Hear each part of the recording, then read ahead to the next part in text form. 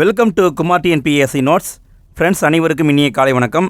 Dinamani news பேப்பரில் முதல் பக்கத்தில் என்ன போட்டிருக்காங்கன்னு பார்த்தீங்கன்னா, உலகத்துடைய கடல் சார்ந்த சக்தியாக இந்தியா உருவெடுத்துள்ளது அப்படின்னு பிரதமர் பெருமையாக பேசியிருக்கிறாரு.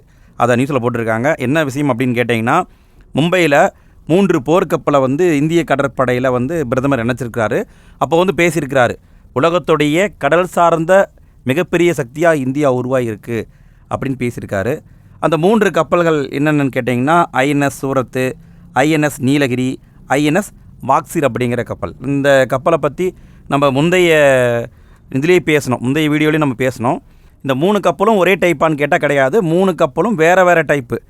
அதாவது ஐஎன்எஸ் சூரத் அப்படிங்கிற கப்பல் மிகப்பெரிய பெரிய ரக போர்க்கப்பல், பெரிய ரக தாக்குதல் போர்க்கப்பல். ஐஎன்எஸ் நீலகிரி அப்படிங்கிறது சின்ன ரக போர்க்கப்பல். சரிங்களா? அதாவது சூரத்துங்கிறது பெருசு, நீலகிரிங்கிறது சின்னது. ஐஎன்எஸ் வாக்சிர் அப்படிங்கிறது அதிநவீன நீர்மூழ்கி போர்க்கப்பல். சரிங்களா? அதாவது 3மே வேறு வேறு கேட்டகரி. நல்லா பார்த்துக்கோங்க. இதில் பார்த்தீங்கன்னா, இந்த 3மே வேறு வேறு ப்ராஜெக்டில் உருவாக்குனாங்க. அதையும் தேர்வில் கேட்பாங்க. ஸோ நல்லா பார்த்துக்கோங்க.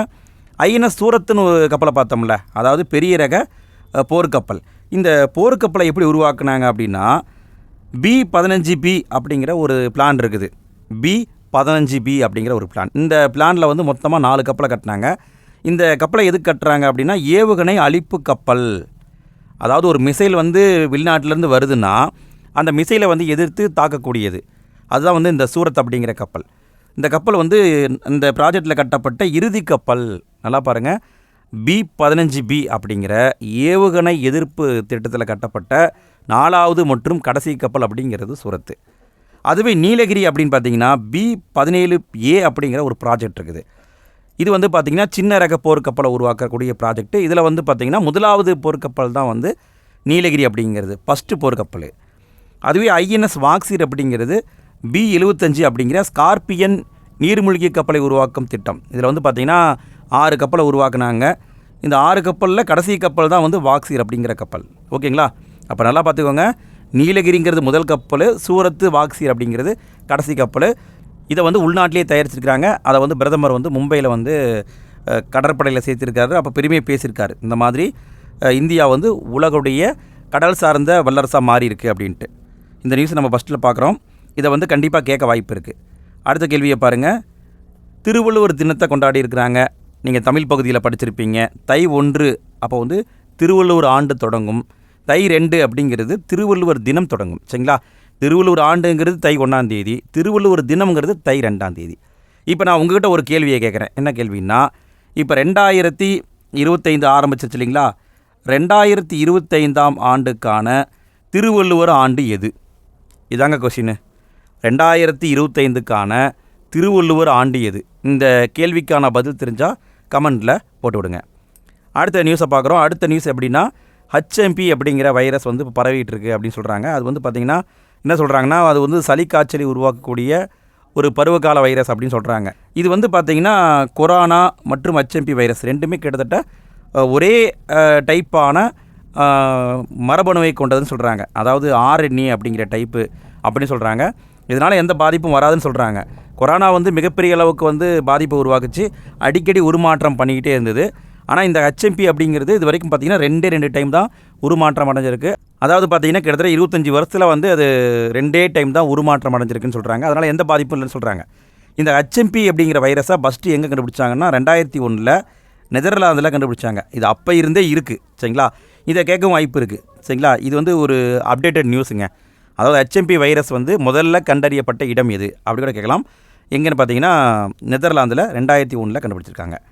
அடுத்த நியூஸை பார்க்குறோம். அடுத்த நியூஸ் நம்ம ஆல்ரெடி பார்த்த நியூஸ் தான். தேர்தல் விதிமுறைகள் சட்டம் அப்படிங்கிற சட்டம் இருக்குது. அந்த சட்டத்தில் இப்போ ஒரு திருத்தத்தை மத்திய அரசாங்கம் பண்ணாங்க. அது வழக்கு ஓடிக்கிட்டு இருந்தது. நம்ம முந்தைய வீடியோக்குள்ளே அதை பற்றி பேசியிருக்கிறோம். ஜஸ்ட் ரிமெம்பர் பண்ணுறோம். 1961 தேர்தல் விதிமுறைகள் சட்டம் அப்படிங்கிற சட்டம் கொண்டு வரப்படுது. அந்த சட்டத்தில் இருக்கிற 49O அப்படிங்கிற பிரிவின் அடிப்படையில் தான் நோட்டோ இந்தியாவில் அறிமுகம் செய்யப்படுது. இந்த சட்டத்தில் 93 உட்பிரிவு 2 உட்பிரிவு A அப்படின்னு ஒன்று இருக்குது. அதை மத்திய அரசாங்கம் இப்போ திருத்திருக்கிறாங்க. அதில் என்ன பண்ணியிருக்காங்கன்னு கேட்டிங்கன்னா, அதாவது தேர்தலின் போது எடுக்கக்கூடிய புகைப்படங்கள், வீடியோ ஆதாரங்கள் எல்லாத்தையுமே பொதுமக்கள்கிட்ட நாங்கள் கொடுக்க மாட்டோம், நீதிமன்றம் அனுமதி கொடுத்தா தான் கொடுப்போங்கிற மாதிரி திருத்தம் பண்ணிட்டாங்க. அதை எதிர்த்து வழக்கு ஓடிக்கிட்டு இருக்கு. அது இப்போ உச்சநீதிமன்றத்தில் போயிட்டுருக்கு. அதை வந்து அடிக்கடி நியூஸில் போடுறாங்க. ஸோ கண்டிப்பாக கேட்க வாய்ப்பு இருக்குது. இது வந்து பாலிட்டியில் கவர் ஆகும். தேர்தல் நடத்தை விதிமுறைகள் சட்டம் எப்போ கொண்டு வரப்பட்டதுன்னு கேட்கலாம். ஸோ நல்லா பார்த்துக்கோங்க. இந்த இடத்துல இன்னொரு கேள்வியை நான் உங்ககிட்ட கேட்குறேன். நோட்டோவை இந்தியாவில் எப்போ அறிமுகப்படுத்தினாங்க? எத்தனையாவது நாடாக இந்தியா அறிமுகப்படுத்தியது? இதை நீங்கள் அடிக்கடி நானும் கேட்டிருப்பேன், நீங்கள் கமெண்ட்டில் போட்டிருப்பீங்க. பட் இப்பயும் போடுங்க, மறக்காமல் இருக்கும். நோட்டோவை அறிமுகப்படுத்திய எத்தனாவது நாடு இந்தியா, எப்போ அறிமுகப்படுத்தினாங்க? இதை வந்து கமெண்ட்டில் போட்டு விடுங்க. வீடியோ எப்படி இருந்தது அப்படிங்கிறத மறக்காமல் கமெண்ட்டில் போடுங்க. வீடியோ பிடிச்சிருந்தால் லைக் போடுங்க. சரி, கடைசி இதை பாருங்கள், விருதுகளை கொடுத்துருக்காங்க. இதை வந்து நம்ம ஷார்ட்கட்டோடு படித்தோம்னா நமக்கு ரொம்ப யூஸ்ஃபுல்லாக இருக்கும். நார்மலாக படித்தோம்னா மறந்து போயிடும், ஷார்ட்கட்டோடு படிப்போம். சரிங்களா? அண்ணா விருது 2024 யாருக்கு கொடுத்துருக்காங்கன்னா திரு எல் கணேசன் அவங்களுக்கு கொடுத்துருக்காங்க. அண்ணா விருதை வாங்கியவர் திரு எல் கணேசன். இதை நம்ம எப்படி ஞாபகம் வச்சுக்கலாம் அப்படின்னா, எங்கள் அண்ணா கணேசன் அப்படி ஞாபகம் வச்சுக்கலாம். திருப்பி சொல்லுங்கள், எங்கள் அண்ணா கணேசன். இப்படி 2-3 முறை படிச்சிட்டிங்கன்னா உங்களுக்கு மறக்காமல் இருக்கும். எங்கள் அண்ணா கணேசன்பா அப்படின்னா ஈஸியாக அண்ணா விருது வாங்கியவர் திரு எல் கணேசன் அப்படின்னு ஞாபகம் வச்சுக்கலாம். அடுத்தது பாருங்கள், காமராசர் விருது திரு கேவி தங்கபாலு அவருக்கு கொடுத்துருக்காங்க. இதை எப்படி நம்ம ஞாபகம் வச்சுக்கலாம் அப்படின்னா, காமராசர் அப்படிங்கிறவர் எப்படிப்பட்டவர்? அவர் தங்கமான மனிதர். காமராசர் எப்படிப்பட்டவருங்க? தங்கமான மனிதர் தானே. கிராமத்துல எல்லாம் சொல்லுவாங்கள்ல, அவர் தங்கமானவர்ப்பா அப்படின்ட்டு. அப்போ தங்கமானவர் அப்படிங்கும்போது தங்கபாலு அப்படின்னு ஞாபகம் வச்சுக்கோங்க. ஓகேங்களா? அப்போ காமராசர் விருது வாங்கியவர் திரு கேவி தங்கபாலு. அடுத்த விருதை பாருங்கள், பாரதியார் விருது யாருக்கு கொடுக்கப்பட்டிருக்குன்னா கபிலன் அவருக்கு கொடுக்கப்பட்டிருக்குது. பாரதியார் விருதை யார் கொடுத்துருக்காங்க? கபிலன். இதை எப்படி ஞாபகம் வச்சுக்கலாம்னா, பாரதியார் ஒரு மிகப்பெரிய கவிஞன் அப்படி வச்சுக்கோங்க.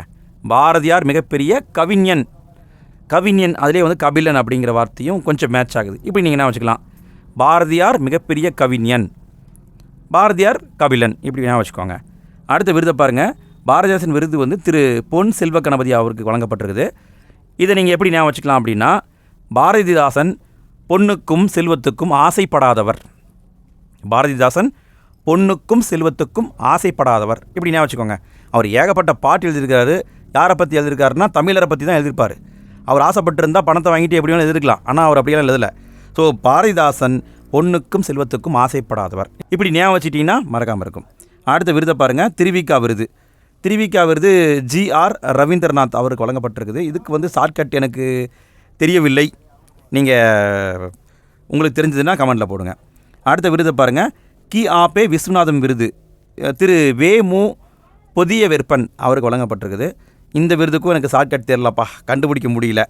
சரி, அடுத்தது பாருங்கள், கலைஞர் விருது திரு முத்து வாவாசி அவருக்கு வழங்கப்பட்டுள்ளது.